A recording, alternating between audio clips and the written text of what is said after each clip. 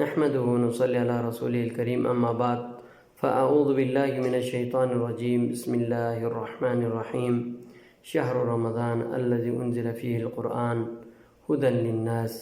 سامعین محترم، اللہ تبارک و تعالیٰ نے بنی نوع انسان پر کچھ واجبات اور فرائض لازم کیے ہیں، ان کا بجا لانا بے حد ضروری ہے ایک بحیثیت مسلمان۔ ان میں سے ایک سیام ہے، رمضان المبارک کا روزہ ہے۔ یہ ارکان اسلام کا چوتھا رکن ہے۔ اللہ کے پیارے نبی علیہ الصلوۃ والسلام فرمایا، بنی الاسلام علی خمس شہادت ان لا الہ الا اللہ وان محمد رسول اللہ واقام الصلاۃ وایتاء الزکاۃ وصوم رمضان والحج بیت اللہ الحرام من استطاع الیہ سبیلا۔ تو اس بنیادی ارکان میں سے ایک رکن روزہ بھی ہے۔ یہ روزہ ایک عظیم عبادت ہے جس کا دن بھی عبادت، اس کا رات بھی عبادت ہے۔ ورنہ باقی عبادت ان کی طرف آپ جائیں تو کوئی عبادت دن کو ہے، کوئی عبادت رات کو ہے، لیکن یہ رمضان المبارک کا مہینہ دن کو بھی عبادت، رات کو بھی عبادت۔ دن کو سیام کے ذریعے، روزے کے ذریعے عبادت، رات کو قیام کے ذریعے عبادت۔ اور اس عظیم مہینے میں ایک رات ایسی ہے جو خیر من الف شہر، 1000 مہینے سے بہتر ہے۔ دیکھو، اگر 1000 مہینے کا حساب لگائے تو تقریباً 80-85 سال کے برابر ہوتا ہے۔ تو یہ ایک عظیم تحفہ ہے، یہ اللہ تبارک و تعالیٰ کی طرف سے انسانیت کے لیے، گناہ گاروں کے لیے ایک عظیم تحفہ ہے، ایک عظیم گفٹ ہے جو ہمیں دیا گیا ہے ہر سال میں ایک بار۔ دیکھو، دنیا کی جو گفٹ ہے، جو تحفہ طائب ہے، اگر کوئی آدمی کہیں سے آ رہا ہو اور اس کے ساتھ ہمارے لیے تحفہ ہو، ہم بےتاب ہوتے ہیں یہ تحفہ کب نکالے گئے، اور ہم اس کے استقبال کے لیے دور دور تک جاتے ہیں، اس کے استقبال کرتے ہیں، اس کو لے کر آتے ہیں، اور اس گفٹ کا، اس تحفے کا ہم انتظار کرتے ہیں کب نکلے گا۔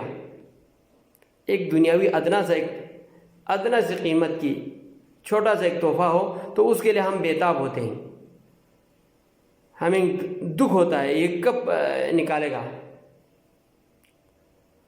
لیکن یہ رمضان المبارک کا تحفہ جو ایک انسانیت کے لیے ایک عظیم تحفہ ہے، اور خصوصاً گناہ گاروں کے لیے، نیکوکاروں کے لیے ہے، وہ سال بھر عبادت میں مشغول رہتے ہیں، اور وہ گناہ گار جو 11 مہینے گناہ میں لت پت رہے، اس کے لیے اللہ تبارک و تعالیٰ نے من صام رمضان ایمانا و احتسابا غفر له ما تقدم من ذنبه، من قام رمضان ایمانا و احتسابا غفر له ما تقدم من ذنبه۔ دیکھو، جو آدمی رمضان مبارک کا روزہ رکھے اس کا سابقہ گناہ معاف کر دے گا، جو آدمی قیام اللیل کرے، تراویح پڑھے، اس کا سابقہ گناہ معاف کر دے گا۔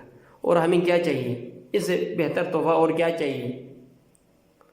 تو بیان کرنے کا مقصد یہ ہے، اور ہمارے اسلاف کی بھی سنتیں یہ ہیں، طریقہ، ان کی عادات، وہ رمضان المبارک کے لیے بہت دعائیں کرتے تھے، یا اللہ رمضان المبارک کو ہم سے ملا دے، ہمیں سلامت رکھ، رمضان المبارک تک ہمیں سلامت رکھ، ہمیں موقع ملے، رمضان المبارک میں عبادت کرنے کا ہمیں موقع ملے۔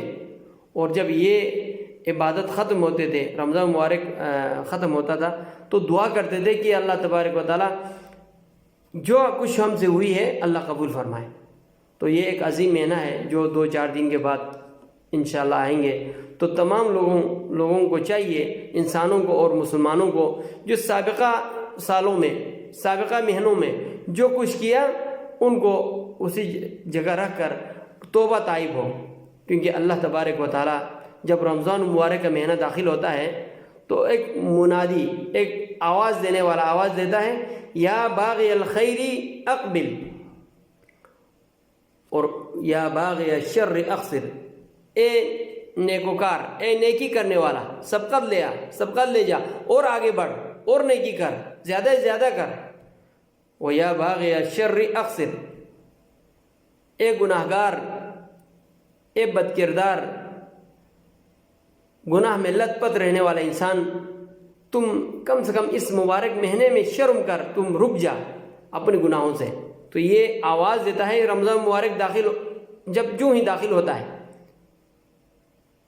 تو تمام بھائیوں کو چاہیے اس مبارک مہینے میں کوشش کرے، محنت کرے، اپنے گناہوں کی معافی طلب کرے.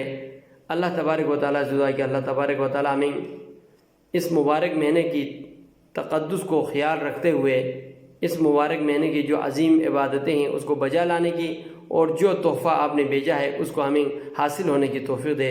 وآخر دعوانا ان الحمدللہ رب العالمین.